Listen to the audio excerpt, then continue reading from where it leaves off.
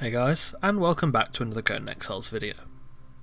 Today I am going to be showing you the project me and my Discord community are currently working on. This is a massive and very ambitious project that will probably take, at the very least, quite a few months to actually complete, if not a year or more. However, before we do get into all the juicy details and I show you what we've done so far, this video is indeed sponsored. To be able to undertake a project like this we needed a server, and one was graciously provided by the guys over at Host Havoc. Host Havoc is a server rental website that offers servers for a variety of games alongside TeamSpeak servers and web hosting. From Minecraft to Mordhau, CSGO to Conan Exiles and pretty much everything in between, Host Havoc have a wide variety of servers available for reasonable prices, along with friendly and helpful customer service both pre and post purchase, and a wonderful interface to run your own server from. A massive thank you goes out to Host Havoc for providing the server that will allow us to undertake this project, so if you are looking for a server, do go and check them out, the link is in the description. So let's talk about this project. In a nutshell, we will be colonising the entirety of the Exiled Lands. By this I mean we'll be creating a variety of cities, villages, towns, settlements, strongholds, etc. across the entire map, with established trade routes, economic systems, governments, etc. This, as you can probably tell, is an extremely large project that will take a long time to actually complete, but it's something my Discord community and I are very much looking forward to undertaking. We'll be using a wide variety of mods, with the main one being Age of Calamitous, which allows for many deep role-playing and storytelling options. This is something I've wanted to do personally for quite a while. Often I've made smaller cities and worlds on games like Minecraft. Yeah, okay, I play Minecraft, it's good. So, with a project like this, where exactly do we start? Well, seeing as we spawned in the southern desert, of course, we thought it would be a great idea to start there, and then move north and start colonising from there in the future. Therefore, our first build for this project will be the Sentinel City. Let's take a look at the build brief for this city, firstly of course looking at the zoning plan. This is a rough idea that maps out the various zones of the city. The plan is mainly used to get an idea of the various different districts, roughly where they will be, and where the city limits lie. Whilst we won't stick to this zoning map perfectly at all, this is a rough idea of what we're doing. Next, let's take a look at the location and lore. For this project, establishing a story for each settlement is almost essential, along with placing the cities in sensible locations that make sense. Having a trade city like this on a mountain in the far north just wouldn't make sense at all. Therefore, the Sentinel City sits in the middle of the desert stretch of the main waterway, right next to the Sentinel statues, the city's namesake. The Sentinel City is a mid-tier trading city that exports various goods such as metals, wood, clothing and more, though it doesn't have access to some of the more elusive and mystic resources available in the north. Through the river it sits on, it has trade route access as far north as the Spillway, and as far east as the scattered islands off the shore of the jungle. This city is mostly middle class with high employment and a decent standard of living, though a low native population. Many people in the city at any given time will be traders, sailors and crew members of docked boats. Between 30 to 50 people actually live in the city on a day-by-day basis, not counting the guard detail that lives in the barracks. The city is governed by a small council of 7 lawmakers, each with years of experience in their respective fields. Whilst this city will have high security around the borders and ports, it is by no means a military force, and does not use its security forces to wage war on other settlements, though it is capable of course of defending itself. This city is allied with Stormhold, from the Age of Calamitous DLC, thus their walls carry their flags and guards within the city wear the Stormhold colours.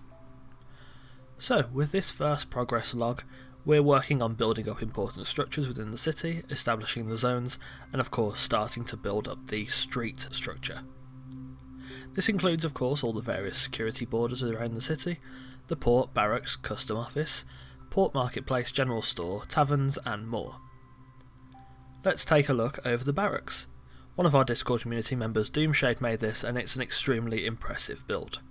Doomshade also decorated much of the area outside of the barracks and around the town with various flora, light sources, NPCs and more. We have the man himself here, so Doom, tell us about the barracks and your inspiration behind it. Most of the barracks actually comes from a basic castle design. Most European castles were designed like a box, and a protective wall on the outside to allow an extra line of defense. I wanted people to get the feeling of intimidation, but also a feeling of power when looking at the wall from the courtyard. For anyone coming in from the eastern gate, the barracks and its spikes are the first thing you see, and the tower attached to the wall can see almost the entire town as well as the outskirts of said town. Decorations inside are common to that of a filled keep. Crates of supplies are scattered throughout the inside, several rooms line the second floor that houses many, if not all, the guards. There's also a cafeteria located in the middle-ish area of the building. This grants access to both the outer wall as well as the meeting hall located in the center of the building. The third floor is more of a labyrinth that is attached to the 3 central towers that peer above the large wall. This allows archers to attack or defend the courtyard where the 2 walls are meeting. I really enjoyed building the barracks despite its simple look, and looking at it from a post-build, there are some things I would like to fix, but honestly, I think it's the best that it can be. Thank you very much, Doom. To be honest, I think that the barracks are brilliantly designed. Doomshade will be continuing to work on the server with me, as will other members of the Discord that we will of course be talking to over the course of these progress logs. As for now though, the work continues on the Sentinel City. With the majority of the construction done, we haven't really touched onto the very heavy decoration needed, the economy or government aspects, or really anything like that. We'll be detailing these aspects in future progress logs as we get to them. Currently we're looking at about 40 man hours put in so far on the server, and this is what we've done, so it's going to be a big project.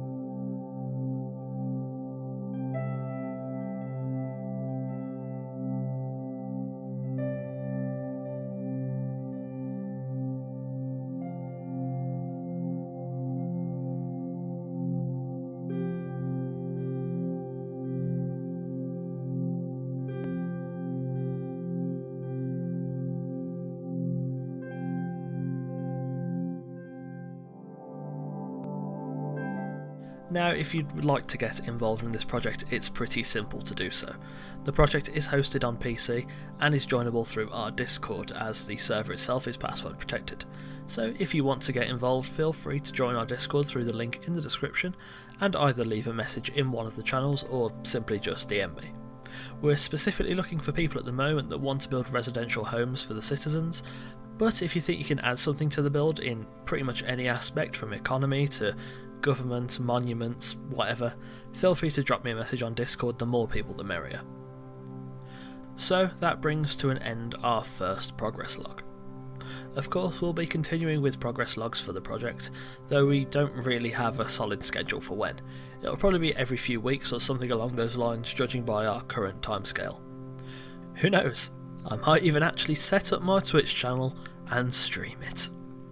Thanks for watching guys, a massive thanks to Doomshade for helping out with these early stages of the project, and of course again a big thank you to our sponsor Host Havoc for providing us with this wonderful server that has made the ambition a reality. If you've enjoyed this video, please leave a like, let me know your thoughts on the project and any ideas for the future of this project, either this city or future ones, in the comments below. Don't forget to check out the Patreon we have through the link in the description to support the future of the content on this channel, and of course don't forget to check out the channel itself and subscribe. There are plenty more Conan Exiles builds coming alongside this large project we're currently working on, so don't forget to turn on the notification bell when you subscribe to be the first one to see every video on Wednesdays and Sundays. and of course join us on the road to 10,000 subscribers. Again, thanks for watching, and I'll see you soon.